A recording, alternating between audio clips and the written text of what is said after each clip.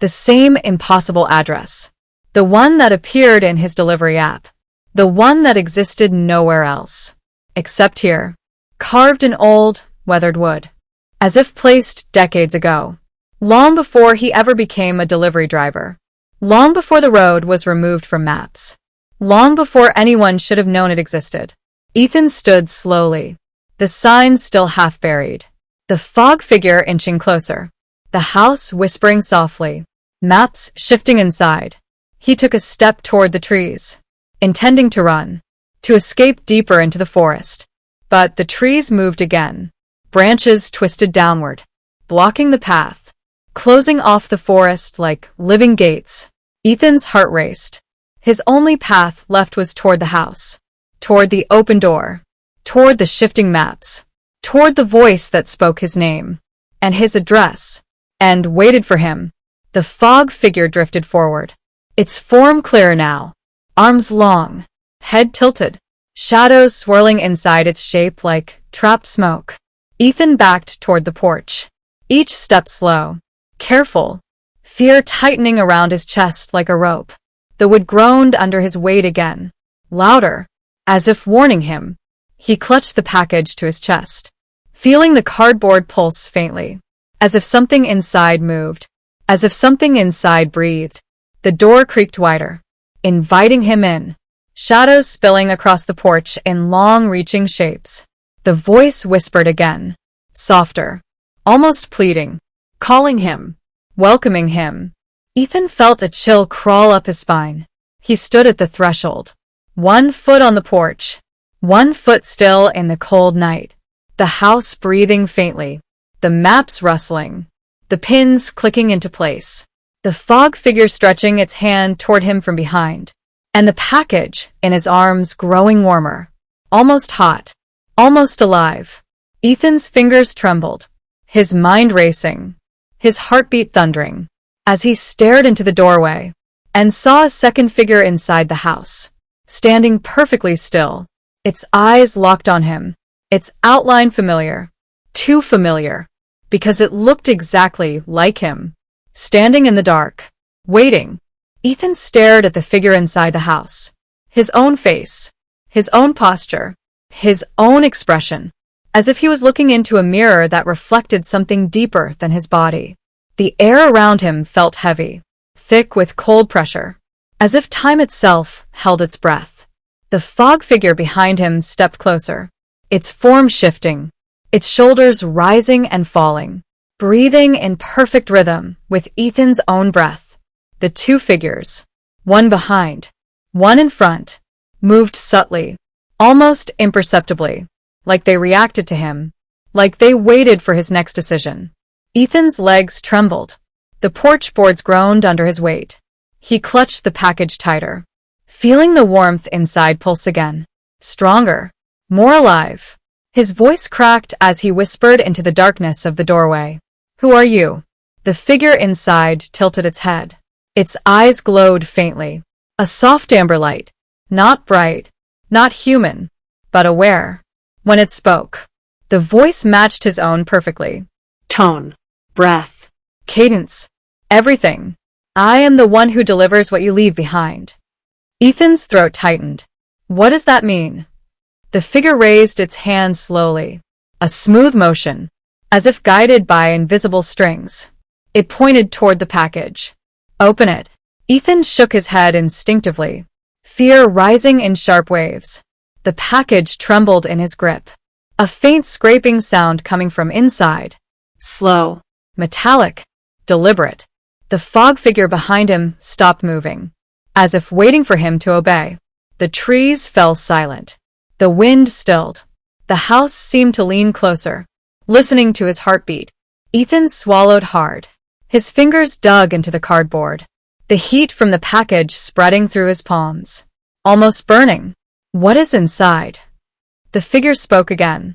Calm, steady, unervingly patient. "What you have carried to every place you believed was empty." Ethan's breath hitched. His mind flashed with all the strange deliveries, all the addresses that existed nowhere, all the homes that appeared only when he arrived. "What do you want from me?" The figure stepped closer to the doorway, still shrouded in shadow, still glowing faintly around the eyes. To finish her out, Ethan stepped back from the porch, fear tightening his chest. I want to go home. The figure shook its head slowly. You have no home. You delivered it long ago. Ethan's pulse stopped for a moment, a cold shock gripping his limbs. The fog figure behind him breathed again, warm air brushing the back of his neck, urging him toward the house. The figure inside raised both hands, slow, inviting, pulling him forward without touching him. Ethan felt the porch tilt beneath him. The world seemed to narrow, the trees bending inward, the fog tightening around his ankles, the door widening into an endless tunnel of shifting maps and glowing pins. He stared at the package, feeling its weight, feeling its heat, feeling something inside push upward, like fingers pressing against the cardboard. He took a deep breath. I will not open it. The two figures froze. The fog figure behind him flickered, as if losing its shape for a moment. The figure inside the house lowered its hands, tilting its head, studying him with new intensity. Then it whispered, soft, sharp, final, then give it back. Ethan looked down at the package. The sound inside grew louder, scraping, scratching, something trying to escape. He held it away from his body, fingers trembling. What happens if I return it? The figure answered immediately, with absolute certainty. You will leave this place. Ethan hesitated, mind racing, heart pounding. He stepped toward the doorway. Just one step. The porch rumbling faintly beneath him. The fog figure retreated, gliding backward into the trees, as if giving him space for the exchange. The figure inside reached out its hand, palm open, waiting. Ethan approached the threshold, heat radiating from the package, sweat dripping down his forehead, the air vibrating with quiet tension. He extended the package toward the figure, hands shaking. The figure grasped it gently, cradling it as if holding something fragile, precious, alive. The cardboard pulsed once, then went still. The figure stepped backward, vanishing deeper into the house, the darkness swallowing it, the package glowing faintly as it disappeared from sight. The porch light flickered one final time, glowing brightly, then dimming into a soft, warm glow. Ethan waited, breath held, heart trembling. The voice from inside spoke again. Calm, soft, almost relieved. Your route ends here. Ethan took a step back. The doorway closed slowly, wood creaking, shadows pulling inward, until only a thin line of light remained. Then it shut completely. Silence fell across the forest. The trees straightened, their branches lifting skyward, the symbols on the bark fading, as if erased by invisible hands. The fog thinned, lifting like pale smoke, drifting upward into the canopy. The ashy soil hardened beneath his feet. Dry, normal, anchorless in the night. Ethan turned around and gasped breathlessly. His van was parked exactly where he left it.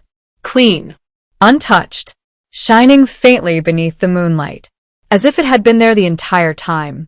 The forest road behind it was clear, wide, calm, just a normal road cutting through the trees.